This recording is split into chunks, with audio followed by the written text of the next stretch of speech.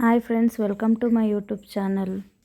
ಇವತ್ತೇನಪ್ಪ ಅಂದರೆ ಆ್ಯಪಲ್ಲಲ್ಲಿ ಎಲ್ಲರೂ ಮೇಣದ ಬತ್ತಿ ಇರುತ್ತೆ ಮೇಲೆ ಹಾಗೆ ಹೀಗೆ ಅಂತ ಹೇಳೋರು. ಸೊ ನಾನು ಅದನ್ನು ಯಾವುದೇ ಕಾರಣಕ್ಕೂ ಪಾಸಿಟಿವ್ ಆಗಿ ಯಾವತ್ತೂ ತೊಗೊಂಡಿರಲಿಲ್ಲ, ನೆಗೆಟಿವ್ ಆಗಿ ಇದು ಮಾಡ್ತಾಯಿದ್ದೆ.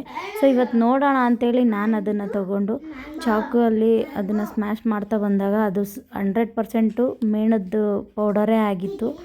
ಸೊ ಏನಪ್ಪ ಅಂದರೆ ಇವಾಗ ಯಾವುದೇ ಒಂದು ಫ್ರೂಟ್ಸ್ಗಾಗಲಿ ಕೆಮಿಕಲ್ ಇಲ್ಲದೆ ಯಾವುದೂ ಇದನ್ನು ಮಾಡ್ತಾಯಿಲ್ಲ. ಸೊ ಹಾಗಾಗಿ ಯಾರೇ ಆದ್ರೂ ಅಷ್ಟೇ ಮಕ್ಳ ಕೈಗೆ ಡೈರೆಕ್ಟಾಗಿ ಕಟ್ ಮಾಡಿ ನೀಟಾಗಿ ತೊಳೆದು ಕೊಡಿ ದಯವಿಟ್ಟು.